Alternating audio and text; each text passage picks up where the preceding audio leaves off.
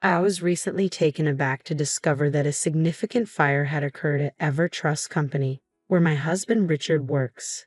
It felt as though I had been hit over the head with a heavy weight, my heart racing with concern. I quickly dialed Richard's number, fervently hoping he was unharmed. When the phone rang and his voice finally came through, a wave of relief washed over me. "Where are you? Are you safe?" I asked, my voice rising in volume from anxiety and relief. To my surprise, Richard responded with irritation, his tone sharp. "What's the matter with you? You're so loud. I'm at work. Don't call me while I'm working." He abruptly hung up, leaving me confused and unsettled. While he didn't appear to be directly involved in the fire, his dismissive reaction was troubling. "My name is Sarah, and I'm 35 years old.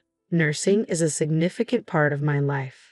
I married Richard 4 years ago, just as I was nearing the end of my 20s. We met through a mutual friend and quickly connected, leading to what I thought was a blissful marriage. We've been living in company housing provided by his employer. Despite not having children yet, I remain hopeful about building a happy family with Richard. He can be self-centered at times, but he's generally a kind and loving man who makes me feel secure. Recently, however, he seems overly preoccupied with work, often bringing tasks home even on his days off, which leaves him visibly exhausted. Richard's detachment has seeped into our evenings. After dinner, he often slumps on the sofa, ostensibly watching TV, but he's mostly fixated on his phone, using the television as mere background noise. Whenever I try to engage him in conversation, his responses are brief, typically just a "yeah" or an "oh," which makes me question whether I've done something to upset him. This recent shift in his behavior is puzzling and concerning. Choosing to believe that Richard is simply overwhelmed by his demanding job, I decided to help ease his burden. I committed to making sure he had a warm lunch and a hearty dinner waiting for him every day, preparing nutritious meals to support him through his long days. Just as I was settling into this routine, an unexpected change threw everything into disarray. A colleague called the day before, asking if I could swap my night shift for a day shift. This sudden change meant I would be home in the evening, and I planned to inform Richard about it amid the chaos of my new schedule.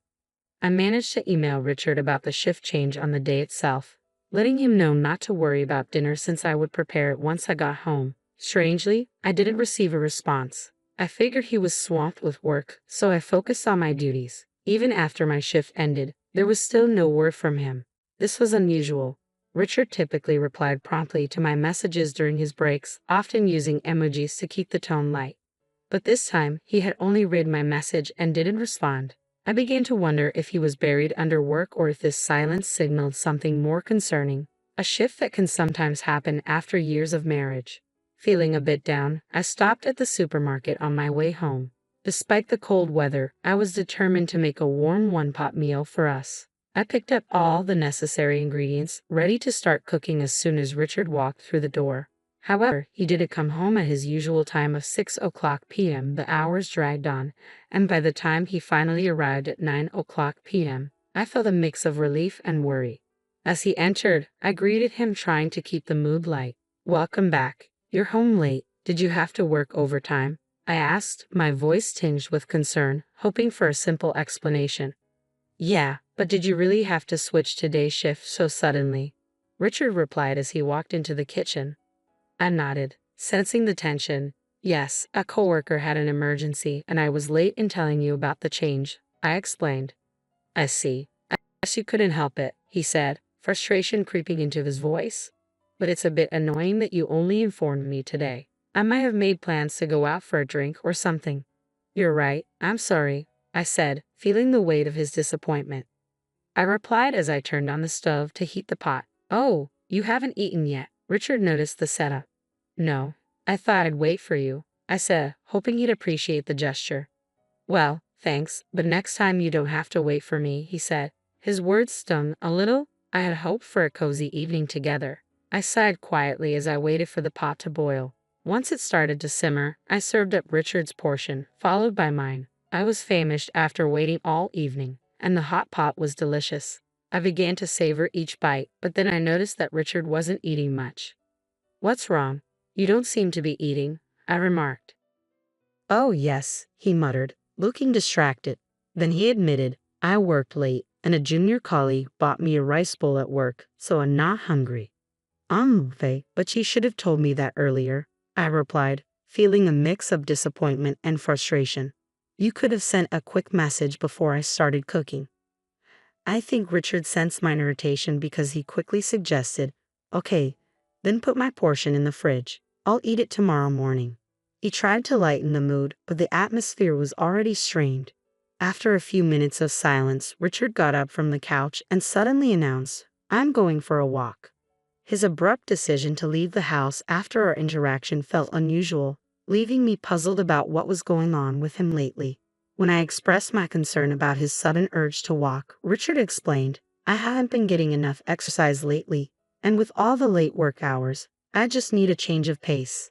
He began preparing to head out, leaving me feeling hollow as I sat alone at the dining table with the hot pot in front of me.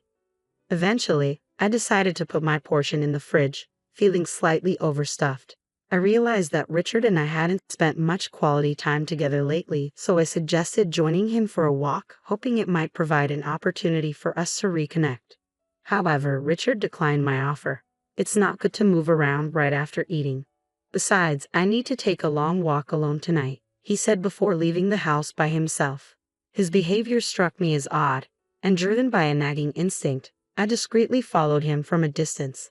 Despite the cool evening air, Richard walked with an unusual spring in his step. He eventually stopped near a park quite a distance from our home, where he seemed to be waiting for someone, frequently checking his phone. A few minutes later, a car pulled up, and Richard strolled over, chatting casually with the driver.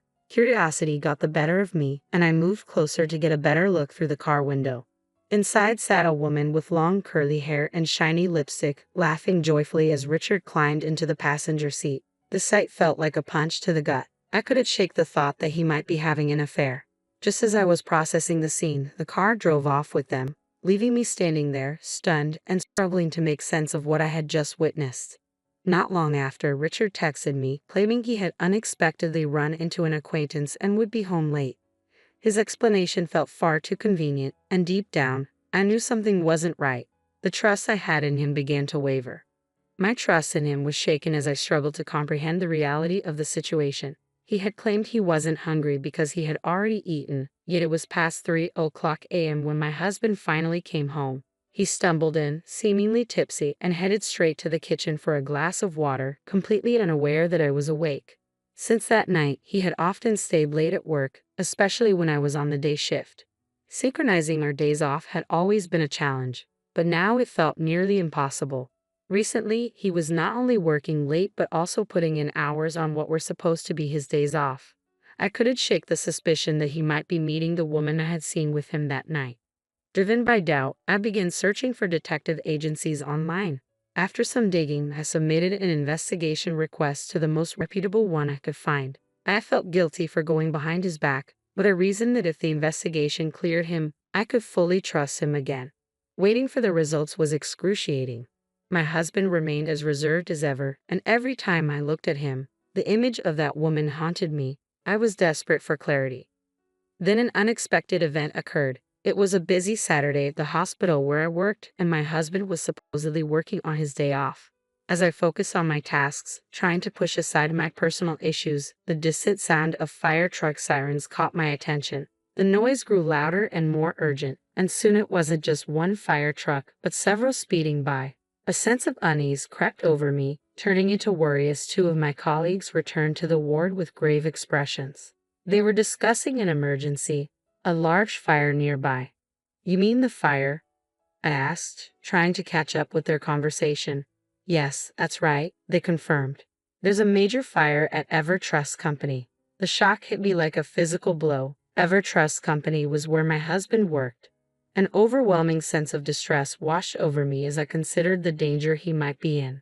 Learning that the fire was at Ever Trust filled me with immediate dread. I quickly explained the situation to my colleagues and rushed to call Richard, hoping against hope that he was safe. Despite the recent tension between us, I always made sure to see him off each morning, and now I dialed his number with a heavy heart, praying fervently that he hadn't been caught in the blaze. The phone rang, and when Richard's voice finally came through, it momentarily lifted my spirits. "Hello, Richard. Are you safe?" I asked, my voice louder than intended with relief. Instead of the reassurance I craved, his response was curt and irritated. "What's the matter with you? You're talking so loud. I'm at work. Don't call me while I'm working." Then the call abruptly ended. Confusion and anger surged within me. There was a massive fire with trucks dispatched to the scene. It was impossible for him to be working normally under those circumstances. His cold demeanor and strange response made me question whether he had even gone to work at all or if something else was happening.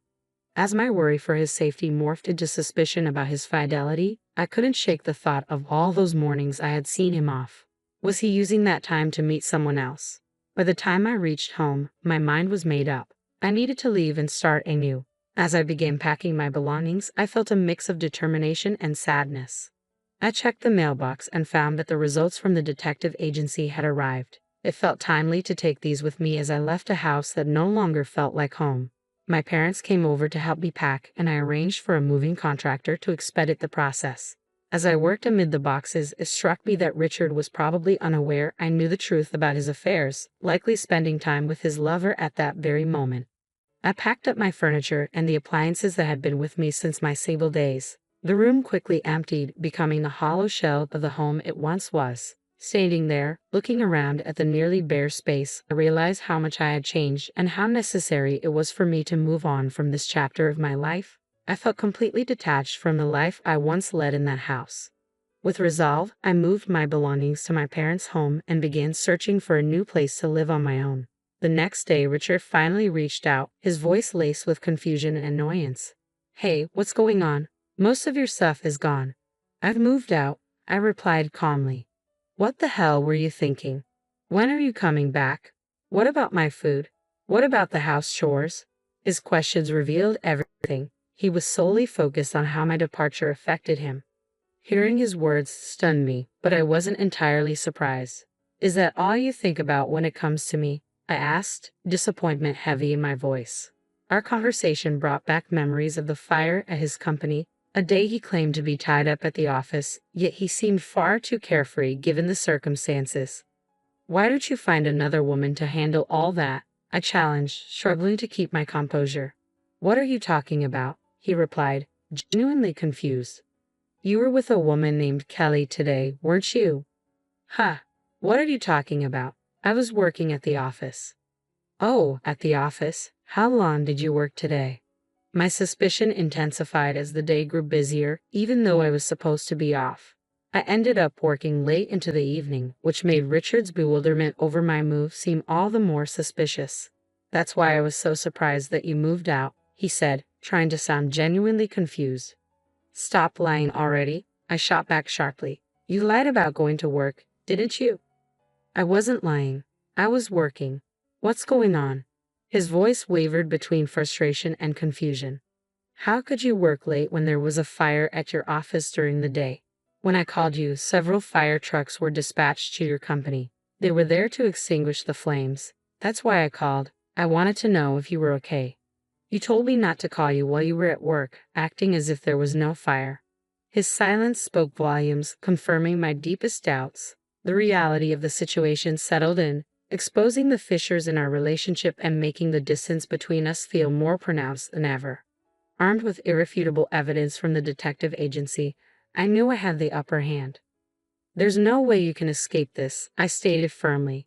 "From now on, all communication will go through my lawyer." As expected, he pleaded for forgiveness, repeatedly apologizing for his betrayal. But my feelings for him had faded long ago. "I'm sorry, but there's no fixing this. I'm hanging up now," I said, cutting off any further attempts at reconciliation. I promptly met with my lawyer to demand a divorce and alimony. With solid evidence in hand, the proceedings moved swiftly, and the divorce was finalized. Richard, along with his accomplice from work, a junior colleague, was ordered to pay a significant amount in alimony. Their affair not only had personal repercussions but professional ones as well.